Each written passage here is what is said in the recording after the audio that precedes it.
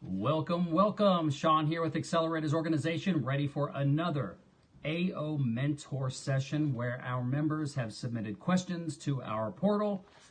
As always, I am going to answer all the questions that came in, and then I will look over the question and then assign different mentors to answer this based on the area of specialties of our mentors. Let's get this thing going. Today, I think we've got 5 or 6 questions. The first question comes from Josh, and Josh says, as an Amazon e-commerce FBA reseller, does it make sense to go through a whole branding and website exercise? The background.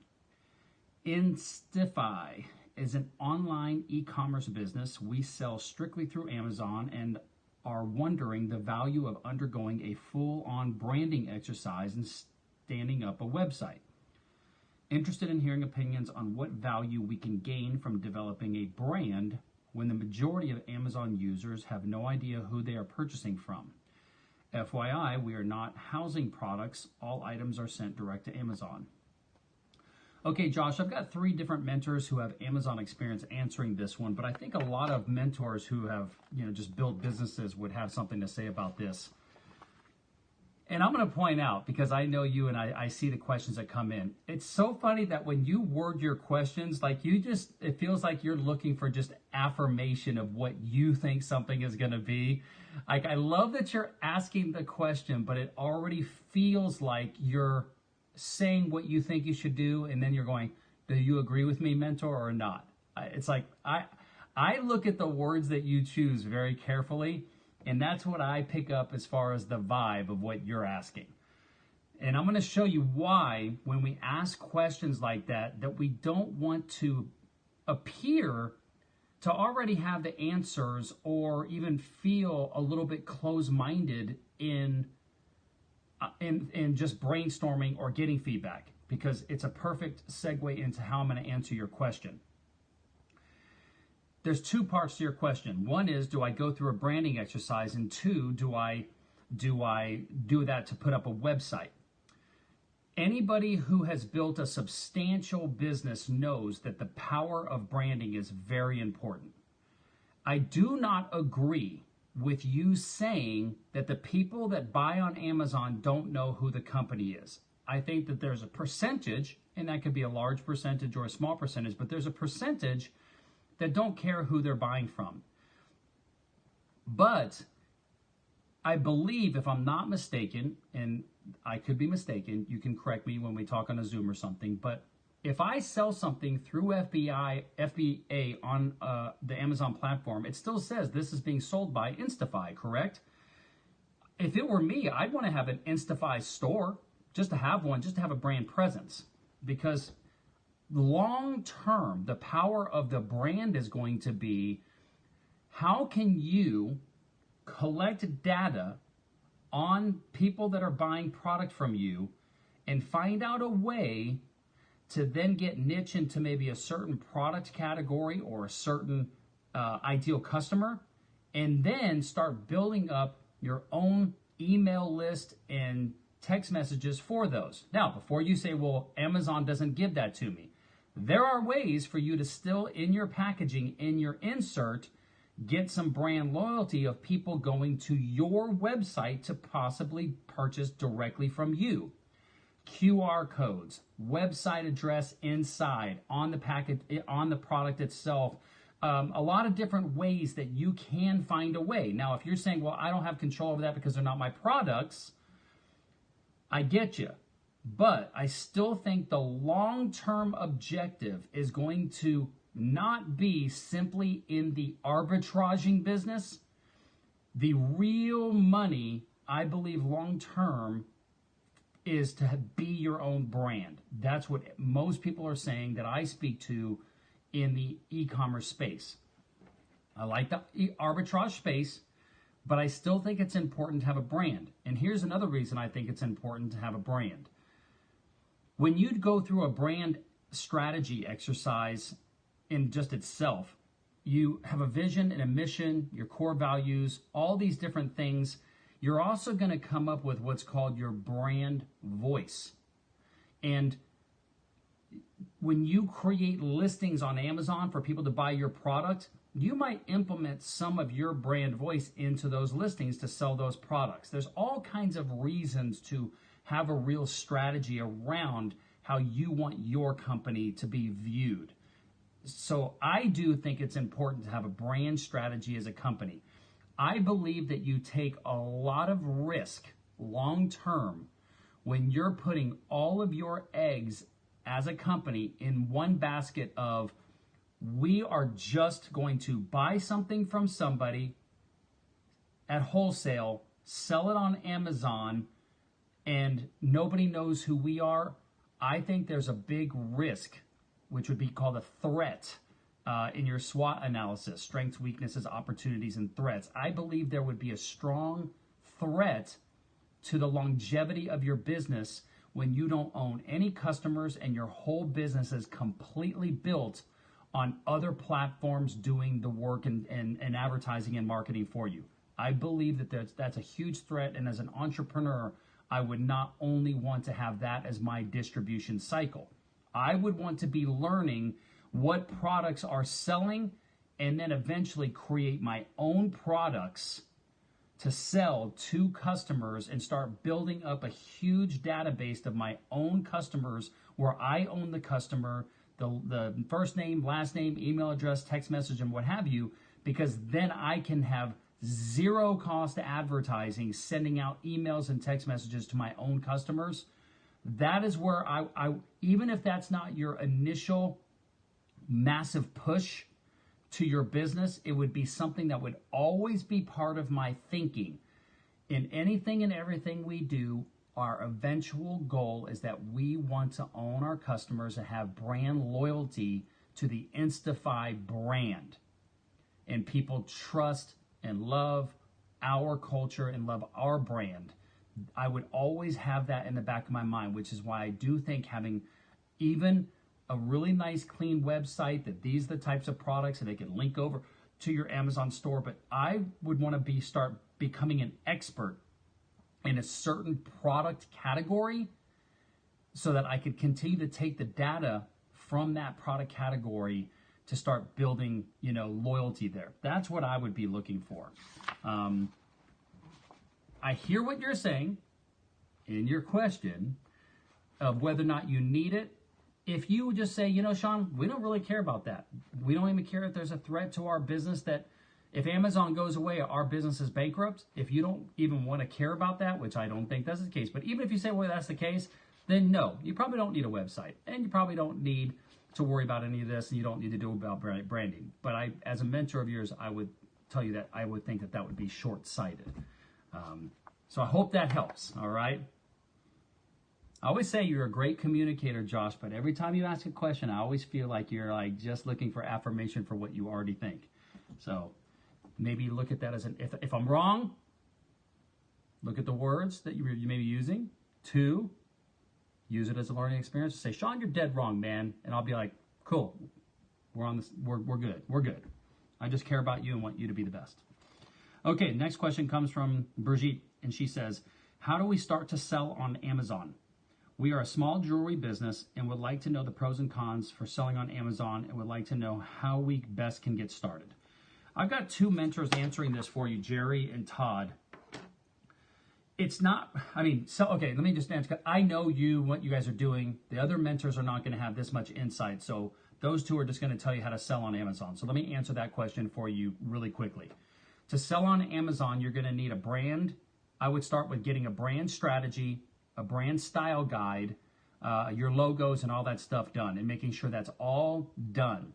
The reason that's important is because as you create your Amazon store, you're going to need all of that to create your Amazon store, your listings. You're going to need a graphic designer, you're going to need a copywriter, and you're going to need someone who understands the Amazon platform.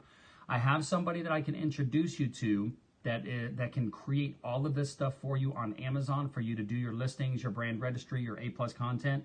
If you'd like an introduction to somebody for that, just shoot me an email. Go through Shirley, and she'll put you in touch with me, and I can introduce you to somebody. But before I do that, I would start with a brand strategy and make sure that you've got a full brand identity kit and brand style guide. Getting up on Amazon is very simple. If you go through, I wouldn't recommend you do it on your own. I would use a consultant like the person I would put you in touch with.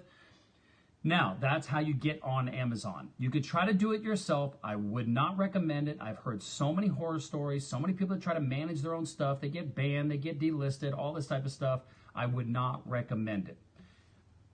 Now, to elaborate on the question, I also, I would like to, as a mentor of yours, truly understand why, as a niche designer jewelry brand, why you would be going on Amazon as opposed to building your own audience. One of the things I've thought as I see your name in the group is what is your go-to market strategy? Are you going to be a high quality, low volume, high dollar amount ticket? Are you going to be a low cost, really cool tchotchke type of design and mass appeal, which I think that's where Amazon would come into play, or a little combination of everything? I would like to truly understand your go-to-market strategy to get your designer jewelry out there. Like, I'd really have to understand that to be able to guide you on whether or not Amazon would truly be the right distribution model for you. Because depending on your brand strategy, Amazon might not be the right place because it could devalue the brand.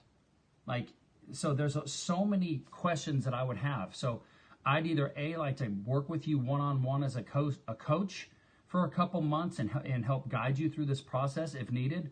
Or maybe you could book a get out of jail call with me through the portal so that we could talk about this on a one-off call, or we could talk about this on one of the Zooms. But there's a lot more questions here that I would need to understand. But hope that answers your question at least. To get on Amazon, I would not do it myself. Shoot me an email. I'll introduce you to somebody. But before you do that, make sure you've got all that brand stuff, okay? That'll save you a lot of time and a lot of hassle. Okay, the next question comes from Stella. And Stella says, what do you think successful brands have in common? The background is I own a small sportswear brand in Croatia. General competition in the sports apparel industry is tough.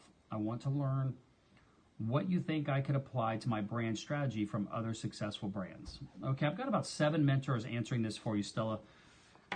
I tell you, this is a really, really tough question. And when I started to think about answering this, I thought, I don't think that there's anything meaningful that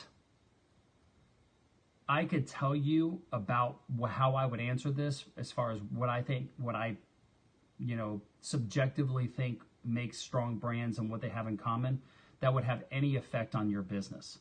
And and I know you have 4 questions back to back here, so I'm trying to make sure I'm not answering others at the same time, but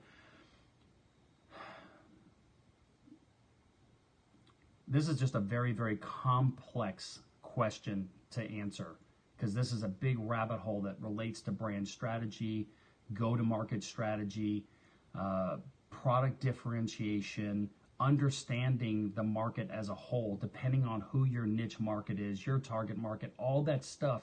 It is so complex. The things that I think that make successful brands successful, they know exactly what they offer. They know exactly their unique selling proposition of what makes them different. They know where they fit in the product category. They know exactly who their ideal customer or customer segment is and demographics. They know the buyer persona deeply of what goes into the decision making of somebody buying a product like that, and that's what makes them successful. And they reinforce their core values and mission and vision throughout every facet of their organization, from the frontline worker all the way up to the CEO. Everybody is drinking the Kool-Aid, adheres and aligns with the core values of the company. The customer experience is phenomenal from A to B, no matter who they're dealing with in the company. So that's where I see the most successful brands, what they have in common. So I hope that helps, okay? It's very, very complex.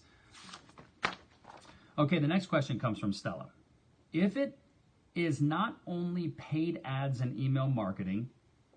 What else do you think I could do so more people find out about my brand? I own a small sportswear brand in Croatia that has been on the market for 18 months. I run ads and have a new email marketing strategy. What else can I do to reach new buyers? I've got about 10 mentors answering this one. As I have always said, whenever I get a question like this, whenever somebody says, if it's not only paid ads and email marketing, what could I do? That just tells me that someone doesn't have a huge budget to reach a large amount of people. And that in itself can be a distinguisher between someone who grows fast and somebody who grows slow, because they're looking for just simple organic traffic and organic word of mouth, referral, that type of stuff. And in this day and age, entrepreneurs are starting companies knowing that they're going to need money to reach out to more and more people in order to drive revenue to their business. The individual entrepreneurs like yourself who are trying to rely on, simply because of budget, of course, it makes sense, just as part of the startup entrepreneurial journey, are at an extreme disadvantage, because, if you can get in front of 500,000 people by spending $50,000, it could be the difference of having $1 million business in 6 months or, a $10,000 business. To answer your question, the only things that come to mind are me individually as the owner of the company, so you as the fitness person and face of your company, getting out on social media more and more, creating enticing, amazing videos. There are individuals on social media who create engaging and amazing content and build relationships with their audience, fans if you will, all through social media, and have built successful brands like yours on social media. But they're in front of that camera a lot. They're doing live streams. They're posting content. They are engaging with their audience and saying, thanks so much for the content. They're implementing the entire Gary V 80-20 strategy. That's how you do organic. You have to work your butt off to build your audience so that when you drop a new product, people want to buy it. This has been proven over the last 7 years that I've been on social media. The people that work their butt off, myself included, building Ask a Millionaire, people that work their butt off and get in front of that camera and build and provide value to an audience that is looking for the content that they create, getting to know those people, putting together offers, putting together email lists, putting together all those things and working their butt off, build good followings and loyal audiences that they can monetize and build their business from. That is the number one strategy that I can think of.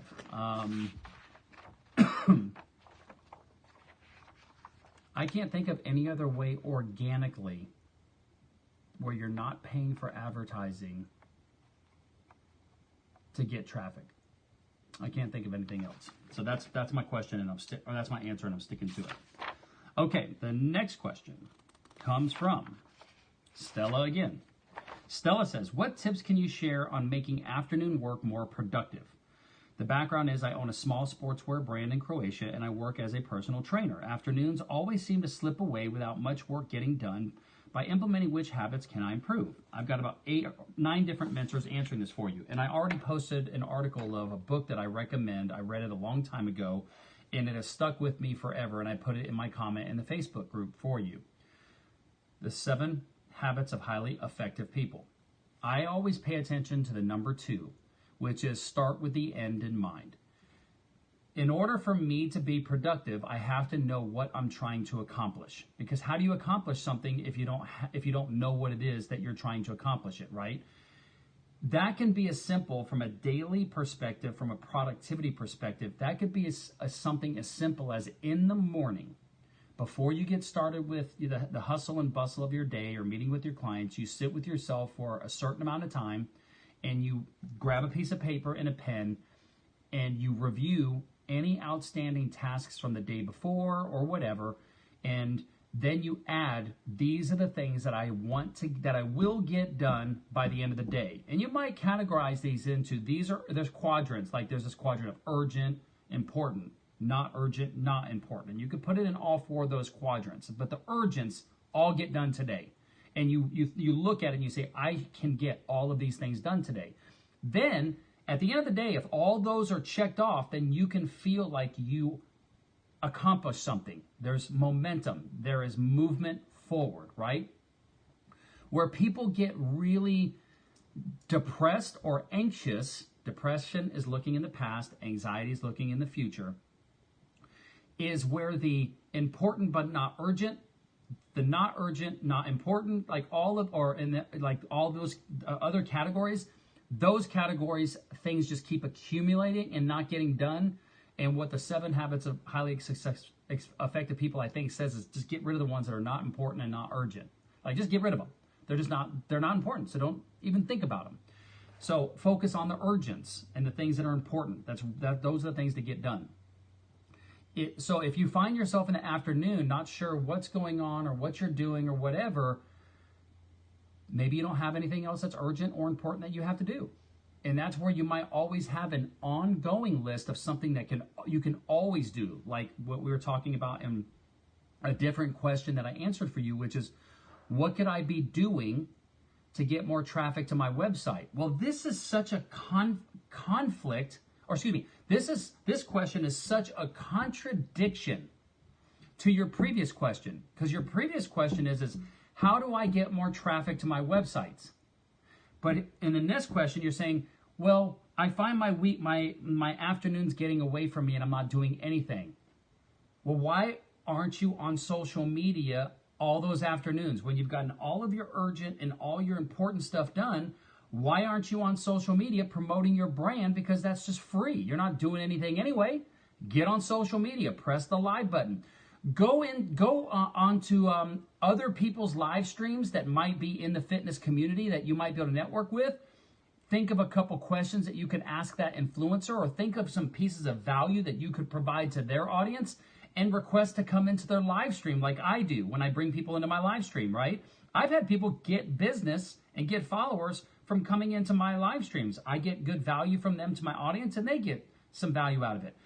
You could do that on TikTok, but that's something that you as a small business owner, you're never going to have enough time, because it's unlimited, of how much self-marketing you could be doing for your brand.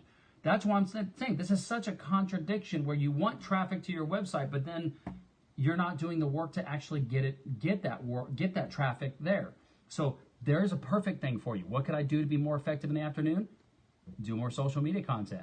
Do more social media content, get more followers, get more customers. Win, win, win, win, win. And it gives you something to do. But that doesn't have anything to do with being efficient or productive, unless you said, it is important always for me to put out X amount of % of social media content every day. So once I get all my urgent stuff done, then I can go over to my important tasks, and that one's always going to be there, right? Okay. Hope that answers that question. Next question comes from Stella. And Stella says, when talking to a new supplier in order to get a better deal, how do I communicate when talking to a new supplier in order to get a better deal? The background is I own a small sportswear brand in Croatia, and I'm looking to expand my product line. I'm sourcing manufacturers on Alibaba and would like to learn how to convince them in working with me or taking me seriously. Okay, I've got about 12 different mentors that might have experience with this, maybe just negotiation strategies. As a small supplier myself, for things that I purchase from time to time, I can tell you there's not much to do on negotiation when you're a small business. There just isn't, because it's such a big world of people buying that, traditionally speaking, these companies in which you're buying their products, they already have established volume pricing discounts, that if you buy 1 to 10, you get this price, 10 to 100, this price, 100 to 200, this much. So those pricing discounts are generally already created, and the person that can buy the most inventory gets the best price. And that is one of the differentiators that larger companies have traditionally been able to use, is the bigger I am, the better I can be on pricing, and nobody can compete with me, right? So that is one of the things, and that's called just competing on price, and that just means it might be a commodity product. This is where you might say to yourself, listen, I might be buying and putting together these bands that there's 50,000 different competitors in this space, but what does somebody get different when they buy your band? Obviously, the logo and the color is not going to be a differentiator, but what could you do differently or in addition to that if somebody buys the bands from you, what can you give them in exchange for you charging $5 or $10 more, right? So that's something to take into consideration as well, is if you don't have the ability to compete on price, we have to look for other ways to increase value to offset the price differential between our products and a similar product that might be a little bit less expensive, so that we don't get killed on margins because we just don't have the buying power, right? And if you don't have the buying power, that means you don't have the customer base either, right?